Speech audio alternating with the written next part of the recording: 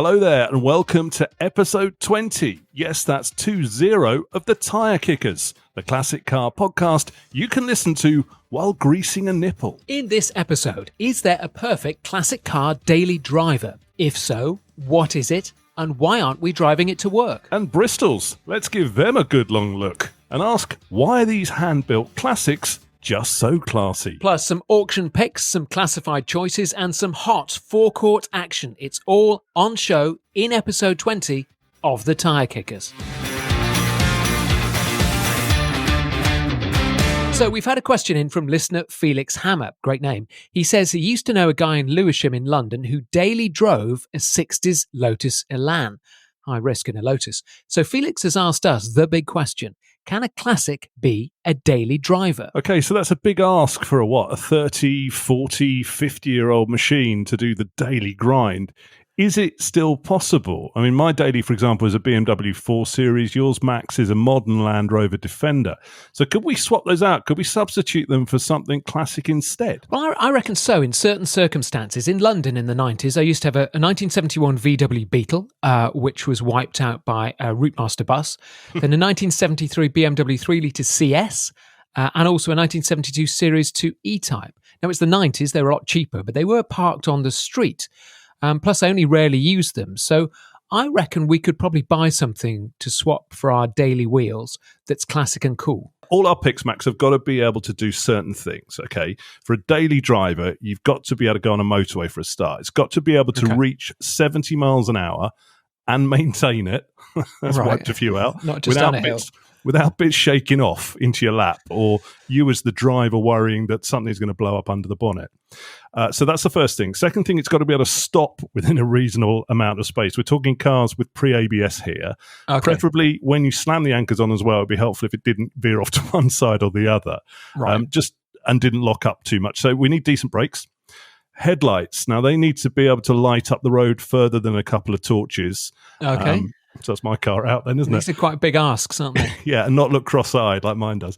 Very last thing I'm going to chuck in here before you go off on your flight of fantasy is the car needs to have at least a 50% chance of starting in the wet. With all that in mind, so be able to wet start, to have headlights you can see down the road. What have you got? Obviously, I would always choose a 1990s Merc 124 or W201 190. Not again. But Matt has literally banned me from talking about these forever. Yeah. So here is my opening bid. This is a super stylish 70s saloon. The ultimate daily driver for cool and for performance. The police use them. It's the Rover P6 and specifically the 3500S, the fast V8 with a manual gearbox. Now here's one on your screen now, 1972, in that kind of 70s maroon brown, black vinyl roof, fantastic kind of row style wheels. I love these P6s and I think they would make a great daily driver. Okay, they do rust a bit. I'll give you that. There is a bit of a rust problem on there. But this is Britain's answer to the Citroen DS. This one's a Series 2 with the black grille and the power bulges and the vinyl roof. Just check for rust, check the sills, and look under the seat and the boot floor for damp. I think that's a perfect daily driver. Case closed. I had a physics teacher with one of these, and he was quite like from another generation, like before. It was, so I've always associated these as quite dull cars driven by very dull old men. Perfect. For you. Yes, please. Where do I sign? But look at the interior. Really comfortable car. You know, it's got that lovely beige interior. It's got the great manual gearbox. It's a bit weedy. It does tend to brake a bit, but I think that's a cool car. As long as they don't have the sunroof ruining the lines, a P6 is a good-looking car. Yeah, actually, the interior is probably the best interior I've seen on this one. It's like a cream leather that actually looks sort of fairly. Looks more Rolls Royce than Rover. Actually, I've got to say, normally they're a bit. I have a problem with the switchgear and stuff in this, which makes me sound a little bit like I'm on the spectrum. But they have those really funny, weedy little indicator stalks, don't they?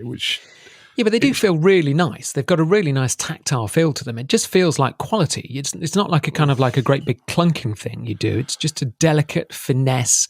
Do it with the tips of your fingers. It's a quality feel. Get picture 3 up, which we're looking front on now on this brown. Yeah. It's a maroon brown. So we've got the double headlights there, the V8 badge. It looks nice in a couple of rally lights or driving lights, not rally lights, driving lights. Now look at the indicator stalks, the indicator clusters on the front. Yeah. They look like those 60s glasses that stick out to the side that women used to wear. I know. Dame Edna's. Yeah, sort of like that. Or every woman in a vox pop from the BBC from the 60s and 70s, when they asked them about the price of butter, would have the weird glasses on.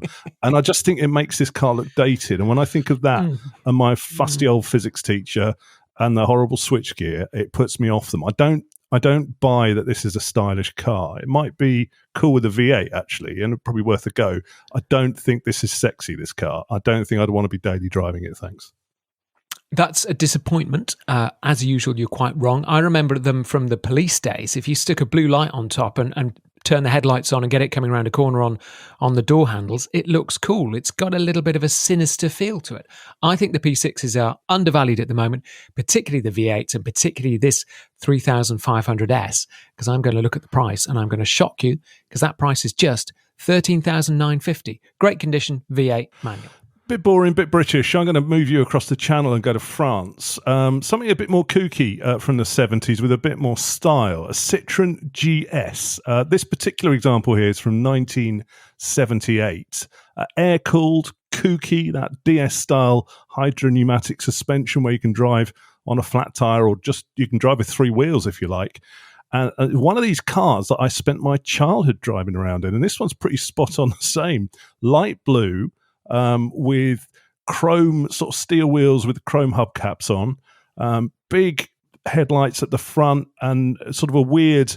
It wasn't a hatchback at the back. That was one of its failings. Actually, it was kind of like one of the like a saloon car. How would you describe it? It was like a flap at the back. It's just a little tiny boot, wasn't it? Yeah, it was tiny, but it used to rise up and down. And so, like this one, you can see it's all sort of slaunched on its haunches because when you fire it up, it rises up. So these are, they're air cooled, very kooky inside. And I think it would be quite a cool addition. I think the ride is really good. I'd love to drive one of these. I always was in the passenger seat, on the back seat, or the front seat, passenger seat as a kid, but I never got to drive it. We got rid of it before I could learn to drive. What do you think of that? I'm going to take us back to the criteria that you read out not 3 minutes ago and say this is a 1.2. So I would be surprised if 4UP that could get to 70 miles an hour on a motorway within the same week. Yeah, I think it did. I think we did go on motorways and holidays in this. Was yours a 1.2? It was a 1275, yeah. So it got going. The only thing is I do remember it breaking down, so that's one of our criteria out. So what I'm going to do is quickly swap that out. I think that's a very stylish choice, and it's worth a look, these, because the price on that 7,995. That's a really nice one, isn't it? 16,000 miles, just absolutely mint. Yeah, it is really nice. The problem is we're going to switch this out because I remember we used to put a grill on the front, the plastic grill on the front vent in the winter because it got too cold otherwise. And I do remember my dad swearing at it when it broke down. So I'm going to move you on to a bit more modern Citroën. It's still kooky. So a BX 1985 BX16 TRS. This was a sort of mid-range one, the upper mid-range one. So it came with the toys in the 80s. This is 4,990. They never quite got the styling right on these on the early ones, but look at the interior. That's kooky enough. Now this could be easily used as a daily, I reckon. I don't think it's kooky in the sense it's going to let you down. It's quite a straightforward engine in the front there. It wasn't like the GS was a little bit, I think you had to look after it and lubricate it and do certain service intervals like religiously. But this actually would be a quite classy one. And if you had deeper budget, you could go for the GTI, which was a bit cooler. It was the one, as a family car, we always had I think we had the Econo spec, one of these. And I always longingly looked at the GTI with its spoiler and more racy lines. And, you knew it would just went faster than yours. But what do you think about that as a daily driver? Do you know, I really like the BXs. I had a BX as well for a while, the 19. I never had the GTI. I always wanted the GTI, but I was quite impressed by the BX. It used to handle really well.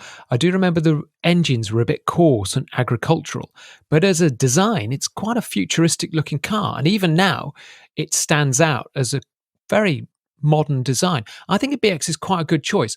I think it might be a little bit too modern, though. That's the problem with the BX. It's still a bit too... bit too new. I would go first generation on this because if you look at the interior on this, you've got a single spoke steering wheel. You've got the weirdest dial situation going on that sort of looks like it's been like modernized from a DS with the rotating drum speedo and the stalks. There's no stalks on it. They're clusters that are left and right. They've got rockers for the indicators and a big sort of single wiper that flaps over backwards and forwards. And then down by the handbrake there, you'll see another lever, which is your ride height. So you can adjust this up and down depending on whether you want to go a bit closer to the ground or you want to go off-road in it a little bit, and you could whack it right up so that you'd have loads of clearances in the wheel arches and you could bomb along rough road. I mean, what other car could do that as a daily driver? You need that for the potholes. Actually, it'd be quite useful now, wouldn't it? Also about these BXs, like Citroens, they had very comfy seats. But I'm going to move you on to a different choice here with possibly even comfier seats. Go on. Is a 1973 Saab 99. Now, this is a Saab 99 four-door. Nice. Without the hatchback, again with a boot at the back. And I think these Saab 99s are really, really underappreciated because they're very good cars. It's the same engine as the Triumph Dolomite, but Saab took it over and built it properly. It's very comfortable. It's safe comparatively for the 1970s, and it's likely to start and stop and do all the motorway stuff and even have some relatively good headlights.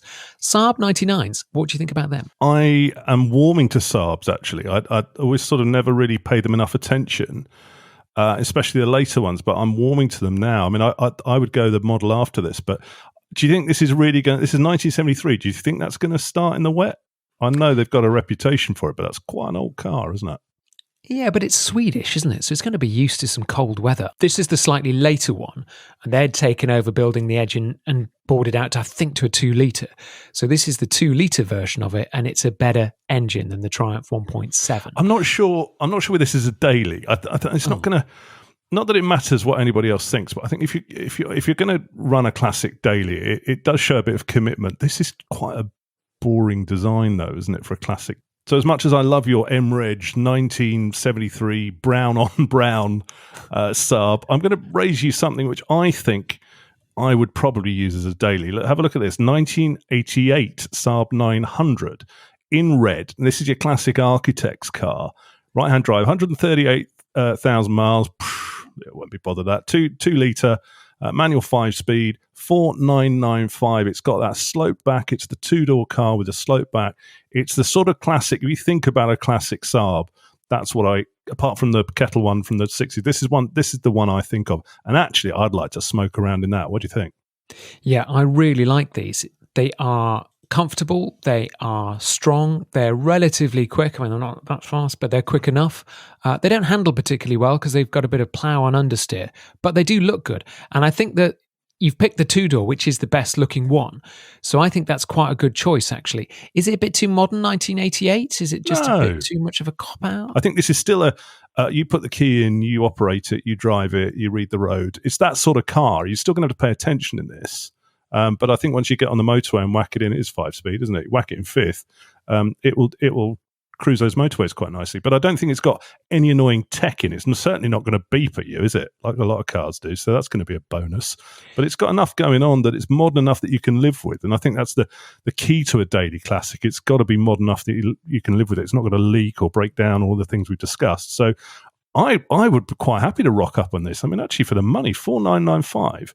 That's cool. I quite fancy one of those. It is, and it ticks all the criteria, which makes me think, is it too easy? Where's the jeopardy of breaking down and driving a 70s Rover? You don't like it because I've picked it, and you hadn't picked it. You've ignored this. Yeah. I think with any car that's going to be a daily driver, I think that puts carburetors out, doesn't it? Most of the time, realistically, you want something that's fairly reliable. A carb car isn't generally reliable. Would that be fair to say? It's got a bit more character, I suppose, to it as it leapfrogs down the road. But if you don't want character at 8 a.m. when the bloody thing won't start, that's when you don't. I mean, the other good thing about this is cheap, because if you want a daily classic, you don't want anything like 30, 40, 50 grand sitting on the street. It's got to be cheap and almost kind of not disposable, but you've got to be able to not worry about it. And I think, I'm slightly annoyed that Saab 900 is a good choice and probably slightly better than my 99, although it doesn't look as brown. Yeah, that is a nice car. Right, what's up next? What have you got for us next? So on my list was going to be, I was thinking like XJ6 or something like that, which don't gasp. But then I found this. You remember back in the day that the Jaguars and Daimlers were sort of badge engineered a little bit, and to a larger extent, they were the same car. Although the Daimler, I think, was probably more expensive, wasn't it? What about this anyway? Daimler Sovereign in red. Essentially, it's an XJ6 coupe, 4 litres, automatic. What do you make of that? Yeah, I really like that. I'm glad you've picked the 4.2, not the V12, because the 4.2 engine's a really nice engine. That's a really nice one. Is it going to stand up to daily driving and being left on a street, though? Possibly not, but great car. I mean, they are beautiful. Sometimes the seals on those don't work very well, so they do leak a bit, and it's quite noisy, I think, on the motorway. But as a daily classic, yeah, I mean, you probably couldn't get much better than that, to be honest. Oh, blimey. Yeah, I really like strong that. Words. Can you, if you're listening to this, can you record that, please? Because I might need to play that back to him at some point. Well, I just think if you're going to commit to you're going to do what Felix suggests and commit to a classic, it's got to look good. So at the moment, there's only 2 on my list at the moment. It's the Saab that I showed you, the red one, and this one, because this is a coupe. It's classy. It's got a black vinyl roof, chrome everywhere, chrome bumpers, tick. It is a bit older and it is a carb car, so it's going to, there is a question mark of whether it's going to start. And you are going to also have to factor in an extra 10 minutes every day to visit the petrol station, because these things will suck it dry, won't they? I mean, what do they do to the gallon? They probably do about 12 or something. Yeah, I mean, the 4.2s aren't as bad as the V12s, but yeah, it is still going to be quite an expensive car to run. But I remember you and I went to an auction years ago and really fell in love with a Squadron Blue 2-door coupe. Do you remember that years and years ago? And we really liked it. And actually, these are such a good-looking car. Yeah, great daily. If you're brave enough, great daily car. I'm going to stick with a kind of BL-era car and take you to a 1991 Range Rover Classic 3.9 EFI. Now, I think lots of people are in their SUVs these days. They don't look particularly cool. They're quite big. They're quite ugly. Let's go back to SUV days when they were really quite pretty and not too big, actually. The Range Rover Classic, and this is the 4-door from 91, isn't too big a car. It just has country class written all over it. Now, me with my Defender, this would be a perfect substitute as long as I wanted to break down a lot. It's got the teddy bear soft interior. It's that kind of classy green to it. I mean, Range Rovers are just great looking cars, aren't they? Would you take a Range Rover as a daily classic? I think this is one of the nicer ones. This is what I'd describe as a royal family Range Rover. It's in that sort of colour of green, isn't it? This plays to your delusions of grandeur. It's a Queen headscarf car, isn't it? You can see the Queen in a headscarf just peering over the top of the steering wheel. This definitely plays to your delusions of grandeur, I think. This is, but yeah, I mean, how reliable are these ones though? Because I don't really associate reliability with Range Rovers, certainly the modern ones. So would this get me to work? No. And also they rust for fun because they've got basically steel underneath an aluminium body, so you can't see them rusting. But it's got the V8 engine. There's plenty of expertise about the V8 engine. They do rust a bit, but there are people around who can sort them as long as you don't mind paying a lot of money. But I still think that's a great daily driver. Is it going to cost me a lot to insure that one and run? Yeah, probably. Yeah. At least you can insure it. The new ones you can't get insured on anymore, I don't think. Yeah, exactly. I mean, yeah, nobody's going to nick that up. Well, they probably might nick it, actually, saying that. Might nick it for parts. Yeah, so it's going to get stolen and it's going to break down and it's going to cost you a fortune. But on those rare occasions when it works, I think that will still look better than your Saab 900. But out of those, I think my Rover P6 for me is a winner, and maybe your Daimler Sovereign. That's quite good. No, because I'm going to literally I'm going to put a trump card down on the deck now. Here we go. 1986 Mercedes 123. If you said classic daily car, you gave that criteria at the start. Literally, this one is a mic drop car. In that sort of nice champagne gold. This is an 86 on a C plate, 87,000 miles. It's just run in. 2,800cc engine for 29,990. Bit strong on the money, but £29,000. Well, yes, for an 80s one, yeah, I think that is bit strong on the money, and I think there's an optimistic dealer behind this. I think in terms, I mean, it's got shots of underneath the car. So with these 80s Mercedes, we are talking about your classic 80s taxi with the big rectangular front headlights. I think you're cheating slightly, to be honest, because if I'm banned from bringing up a W124, I don't think you can go a generation earlier and just get a 123. However, you're right. It is the everyday classic, isn't it? And I do think this one in particular in smoke silver is gorgeous, and it's the 280, so it's the 6-cylinder. However, again, the money. I mean, these are crazy money at the moment. You and I saw an estate, a 280 TE at an auction that didn't sell, and they were asking that nearly 30 grand, and it was quite rough. I think these are way too expensive. I think what's happened is it's got some shots from underneath, and it looks like suspension's been refreshed sort of fairly recently. It looks like somebody's trying to get their money back out of it. That would be great. I think the Daimler would be great, and the Saab would be great. All of those cars would look after you, I think.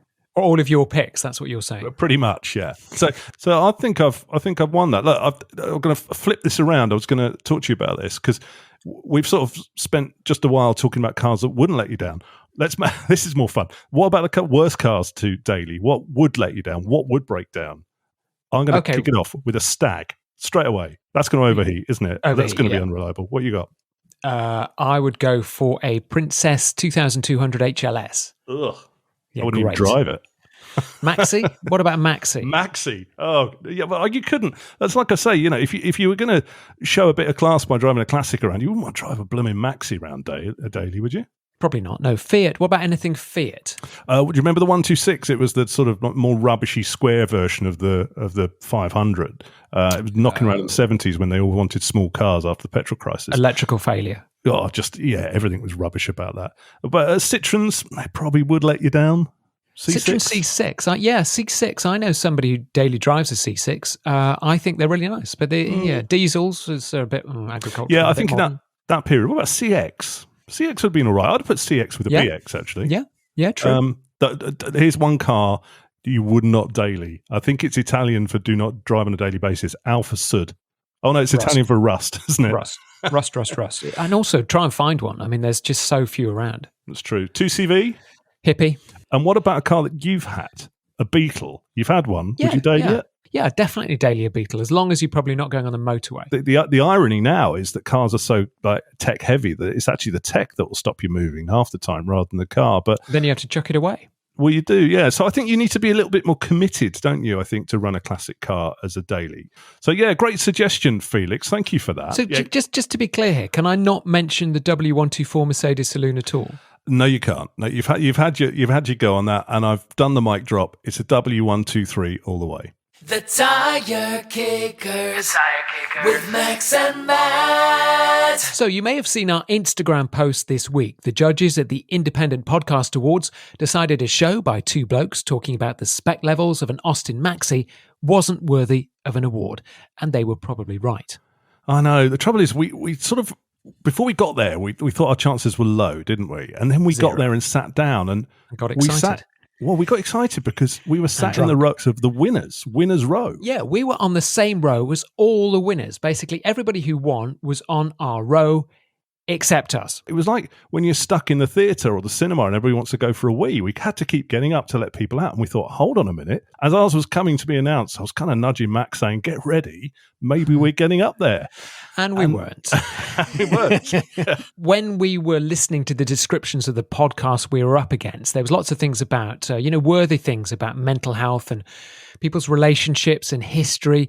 And then there were two blokes talking about alloy wheels. So I didn't think we probably captured the zeitgeist of the time with our particular podcast. But at least we got nominated, I suppose, and we had a night out. We were beaten by a great podcast called Sliding Doors, which is about sliding doors moments in people's lives and decisions you made, whether you become successful. Proper podcast about proper stuff. Well, they're on episode like 200 or something, which is a bit worrying, or maybe 100. They're on episode 100. Can we? Okay. We need to keep going to 100 to win an award. We did see something on the way back from the awards, though, didn't we? Which was made our night.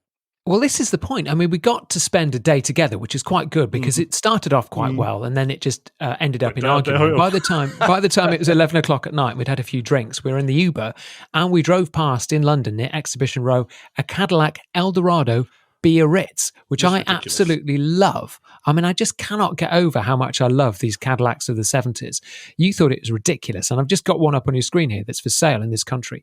It's a 78 Cadillac, so it's ugly in that kind of 70s way. It's the two-door coupe, it's the Eldorado, but the most important bit here, it's the Biarritz, which is the top spec Cadillac you could get. And if you just go inside the pictures of the interior, look at this. It's like a 1970s MFI sofa. It couldn't be any more plush. It's like a duvet. It's such a great car. It's like imagine a white wardrobe with 4 wheels on it. It's slabby. It's long. I mean, it must take up 2 parking spaces. But look at this thing. Absolutely ridiculous. I mean, it must just sit in that space that we parked it. It was parallel parked in a space and a half. You're going to have to pay for 2 spaces for a start. Clearly, it only moves out of its parking space in the evening because it must be the car of a sex worker. You wouldn't do any other job apart from lie on your back for a living, driving a Cadillac Eldorado Biarritz. But what a great car. It must need a tugboat to get it out of the space. Fantastic. People get out of your way. I love it. Just describe that interior, though. It's a cream leather with red. Everything else is red. Is it called ruched leather when something's really soft and supple? And it just looks like somebody has stapled a duvet onto the seats. It must be so comfortable. I would love a go in one of those. And the Biarritz, you cannot get any better. That is peak caddy. Also, just a reminder then, Max, we're only a couple of weeks from doing this live and in person, which is slightly worrying. Yeah, if you're coming along to the NEC Classic Motor Show, say hello to us. We're performing like a pair of seals on stage at 3 p.m. on the Saturday. We'll be in the podcast lounge, which sounds fancy, but I'm guessing might be a bit more utilitarian, like at a business conference. You never know, though, Max. There might be some old bench seats from like an old Cresta or something, or maybe some Recaros to sit on. Nice. If you need tickets, we've got a promo code you can use to get a couple of quid off. It's Tyre Kickers 3, and that's for advanced tickets, not for ones on the door. So go to the Classic Motor Show website and put that in the promo code. Now, there's an iconic auction taking place the same weekend at the NEC. Oh, yeah. And I spotted this really nice 1967 Fiat Dino right-hand drive. I've never seen a right-hand drive Dino. It's a super-looking car. These are the Fiat versions of the Ferrari 206 and 246. Ferrari needed lots of 2-litre engines to go racing in Formula 2 and the later 2.4. And Fiat helped by coming up with their own 2-door coupe, the Fiat Dino, which used the same engines. Now, they were left-hand drive. They were never imported into the UK, and this is a right-hand drive one. So obviously, it's an aftermarket conversion. Really nice in Rosso red with the beautiful alloys. Here's a question. It's guided at £45,000 to £55,000. Now, Fiat Dinos have been quite expensive in the last few years. Is that now worth less because it's right-hand drive? But I think maybe in the UK it's worth more. So 45 to 55 as a guide price seems quite cheap for a Dino. Beautiful coupe. You know, I mean, if you can't afford a Ferrari Dino, which is what we're talking about, 300 grand or something. 300, yeah, absolutely. This is lovely. This has got that kind of Ferrari 60, 70 class. I think it's really, really nice. It's got lots and lots of trophies from when it won some shows, and it's also the very rare 2-litre. So the 2-litre was the early one. Not many of those left. It claims there's only 9 of these 2-litre Dinos surviving, and obviously this is probably the only right-hand drive one. That to me is one to watch. We should go and have a look at that, and I'll be interested to see what that goes for. I think that will go for more than 45 to 55. I think it's really, really nice. Why has it got Ferrari stickers on it? Because they shared the engine, as I've just said at the introduction, that you clearly weren't listening to. No. They shared the engine with Ferrari in the 206 and the 246 Dino. I was looking at the pictures. Thanks for that. I was looking at the pictures, to be honest, and then I was sort of zoned out from your wittering. But thanks for all the information. Thanks for doing the research. I'm glad that probably the listeners enjoyed it. I just sort of tend to zone out. But yeah, no, a great pick. I think it's going to be a really nice one. We should have a mooch around that auction if they'll let us in and do some tyre kicking for real, shouldn't we? Yes, and we'll be in that podcast lounge, remember, from 3 p.m. on Saturday, November the 9th. Come along, heckle, boo, throw rotten fruit. Just don't throw car parts, please. Well, unless it's a Weber carb. So you're listening to episode 20 of the Tyre Kickers. Don't worry, it's nearly over, but we've got some big, shapely Bristols to talk about, Max. And we're not talking carry-on films here. In particular, we liked a Bristol 401 that we talked about in the last episode. Neither of us knew much about it, so we decided to find out some more about it. Yeah, no surprise, we don't know much about now, but it made us give Bristols a second look. British, stylish, relatively affordable, rare, and was sold as the wheels of a gentleman. Now, the post-Second World War history of Bristol cars is similar to the usual post-war British car manufacturer tale of buyouts and failures and various crises. So let's ignore the management and just look at the models instead. Let's start with the Bristols, the 401s and the 402s. So a nice pair of Bristols to start with. Let's start with this. Stop it. No more carry-on jokes about Bristols. 1952 Max Bristol 401. Look, I'll put that up on your screen. Talk us through that one. Oh, yeah. So this is the 48 to 53 Bristols. It's the aluminium body over the Superleggera frame. For a really early 50s car, it had quite a few aerodynamic treats. The flush door handles, for example. It was aerodynamic from Bristol's aeroplane heritage. It used a lovely 6-cylinder engine from the BMW 328 and has that kind of early BMW look with the upright grille and the tapered back. 85 bhp from that 2-litre. I think that's a really great looking car. We talked about this last episode. This episode, I've been looking at them. What a corker. It looks more 40s than 50s, actually. Super, super stylish, very aeroplane, aeronautical inspired. So I think that kicked us off. So we've gone down a rabbit hole with these. What have we got next? A 406. Is that the next one? Yeah, so this is a kind of romp through some Bristols. For me, by the 1960s, the design was going a bit off. And I know there's a thriving ugly versus stylish debate with the Bristols, but by the time you get to the 60s, this is a 1966 Bristol 406. They're a bit more upright. They're a bit less aerodynamic, bit less pretty, I think. I'd even go to say as looking a bit awkward, a bit ugly. Yeah, I think there's going to be a theme through this as well, that the first sort of 2/3 of the car from the front backwards looks all right. And then when they get to the rear quarters, it looks like they ran out of time. And there's going to be another reoccurring theme with this, is rear lights. I think obviously they had a problem sourcing like bespoke rear lights, so they've used them out the parts bin. Exhibit 1 is this, and they're off my car.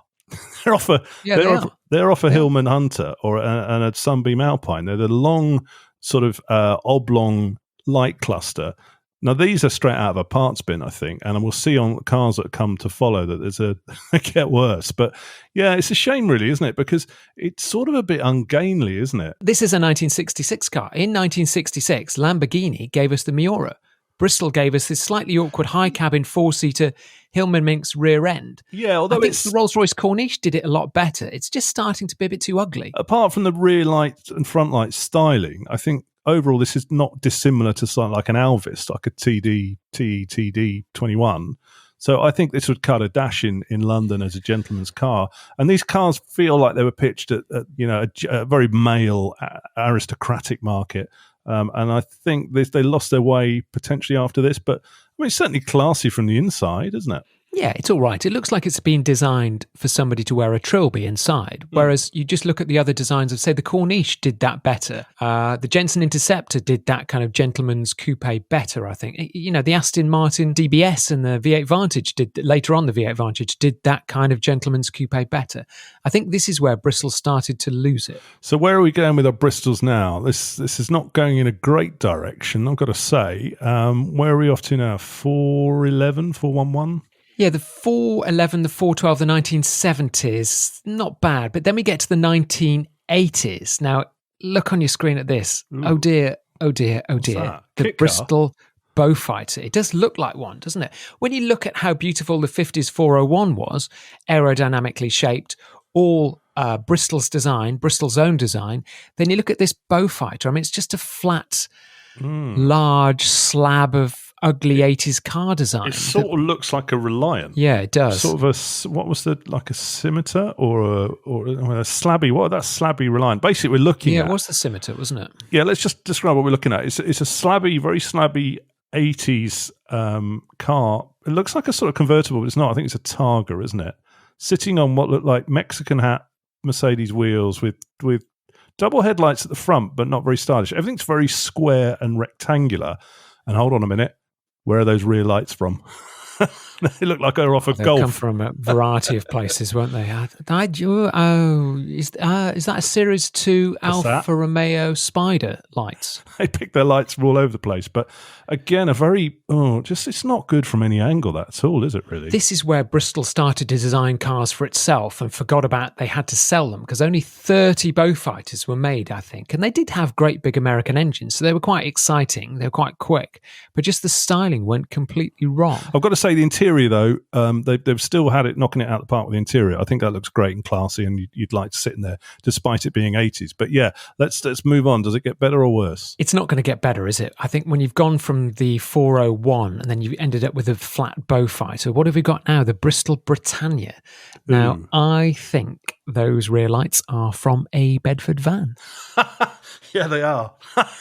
Yeah, just to describe them, we're looking at, again, it looks like it's gone back to the 60s coupe kind of thing, gentleman's coupe.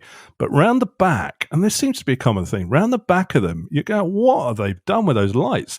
They are do you remember as Max says, the Bedford van, rectangular, stacked. So there's four, your brake light, your indicator, your reversing light, and a fog light. And it's in a square, or rectangular upright stack, and it does not suit the car in any way, shape or form. And it's almost like they've bought the lights out the parts bin or done a deal with Bedford, and they've had to shape the rear quarter to meet the corners of them, haven't they? Yeah, because I remember on some of them they used the rear lights from the Vauxhall Senator and they split them up over the back of the car. And I think it's symptomatic of what was happening at Bristol, because they weren't selling enough. They couldn't afford the bits, so they just raided parts bins of other manufacturers.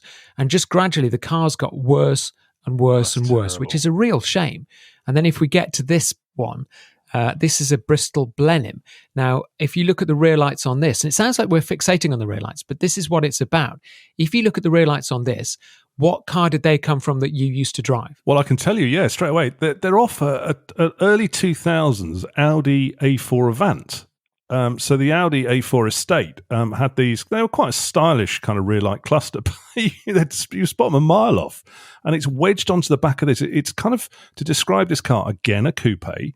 This one's in light blue, but it's now got the styling of a sort of the back bit of it. It's got the styling of a Ford Orion with Audi lights on the back, and then just a horrible, even the number plate they've tried to over stylize and doing that sort of Rover curved way at the back, and it just looks a mess. And I've got to say, I wonder if these sold at all. I think Bristol really, for me, is a very sad story, because I know it kept on going until relatively recently. I think it finally folded in 2011 or something. But where did that aerodynamic, aeroplane-inspired design go of the 401? You had lots of cars with American engines that were quite good, but why did you stick a great American V8 in an ugly body? I mean, okay, you can say it was a four-seater, but you can get good four-seaters. Look at the 6 Series BMW. Again, the Rolls-Royce Corniche, the Aston Martin Vantage. Bristol's really lost it, and it's such a shame, because there was such promise in those early designs. Then it just went completely wrong. Yeah, so another sad story of the British car industry. Unfortunately, Bristols went from perky to saggy, and before they knew it, they were on the floor. While you're listening to the Tyre Kickers, I think we're still on air. Let's have a quick look at some auction action. We promised you some hardcore hot auction action. So we're talking... Stop it. We're talking Manor Park classics, I think, from the weekend that's just gone at the time we were recording this. We've picked 3 here that I think were really interesting ones from the auction. So Max, kick it off. What you got? Yeah, here's one I think did pretty well, actually, suggesting maybe what's still in fashion in the market. I thought the market for Fords was going a bit quiet, but actually look at this. It's a Ford Cortina 1600E from 1970. It's in that hot 70s colour of aubergine, so not the greatest colour, but sold for £11,500. Now, it's a nice one, but it is just a Cortina 1600E Mark II. So it looks like a Mark II Cortina. The E-Spec gives it the row-style wheels, the fog lights that are on the front, and it has a slightly nicer dash and a centre console. So it's got the E-Spec, very nice, but it's just a Cortina in a slightly odd colour, yet still went for £11,500. I think it's strange, isn't it? The Cortina market and the Ford market in general seems to defy the rest of the market. There still seems to be a lot of love for these out there. Why can't I get excited about these? Because it's got the cues there, isn't it? Road style wheels, vinyl roof, that sort of stuff. Why am I not getting aubergine? excited? Aubergine. Yeah. It's got nice dials in it. I don't know. What is it? I just don't think they were that exciting when they were new. So I'm surprised they're quite strong money. I mean, they are very good. And I suppose it hits that nostalgia market. But I'm not seeing anything that exciting about a 1600E. However, people do love their Fords. So interestingly, Ford market still quite strong. Now, we don't talk about two-stroke engines a lot on this show, but this came up. This was quite cute, Max. The 1964 Saab 96, very sort of old kettle car-y Saab, 37,000 on the clock. It's probably been around the world once, hasn't it? Manual, desirable bullnose model. Got chassis registration. Yeah, 8,625 quid. That was quite cute, isn't it? It is. They are really cute. Those two strokes are quite a commitment because it's a very, very noisy engine. And I'm going to, just while we are talking, I'm going to get you to press play on the video here because it's a lovely two-door teardrop Saab shape from the 60s. Classic shape, but the two-stroke engine, it's noisy. And what else can you see in that video? Okay, let's hit go on this. Oh, smoke. Smoke. A lot of Blue smoke coming out the back.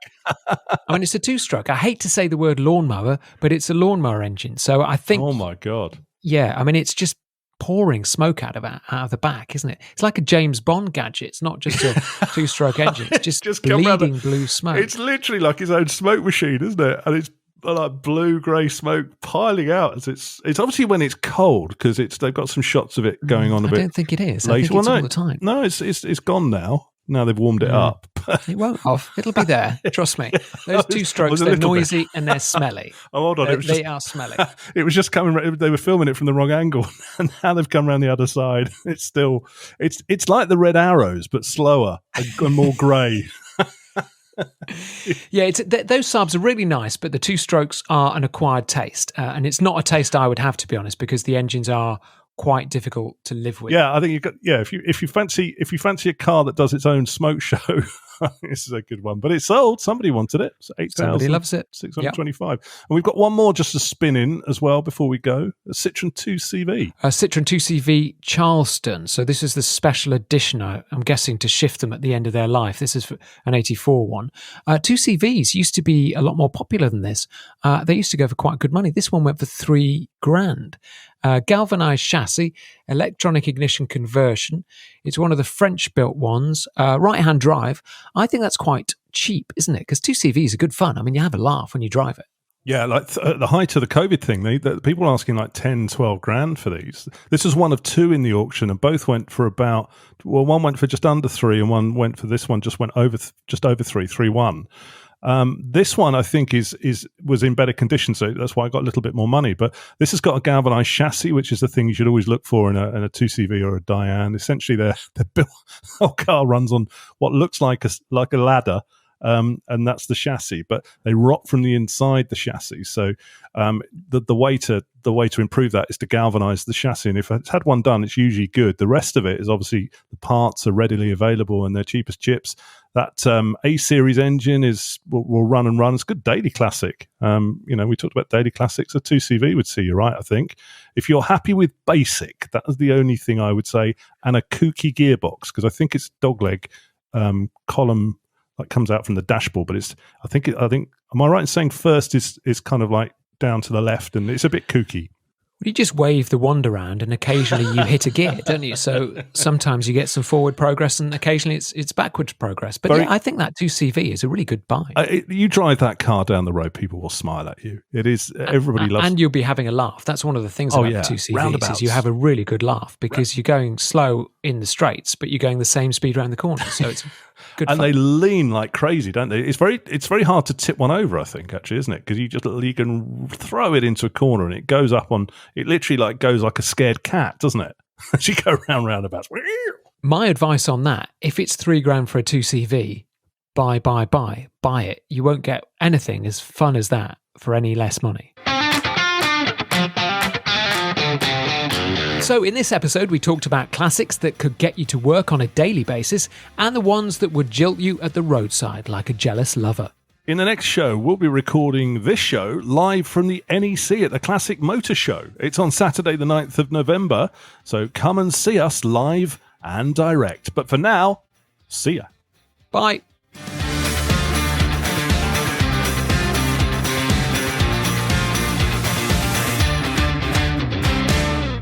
Now, what goes ding, ding, ding, ding, ding, ding, ding? 2-stroke engine. Oh, you're emailed by the sound of it. I think it was. Oh, there's a better offer. I'll see you.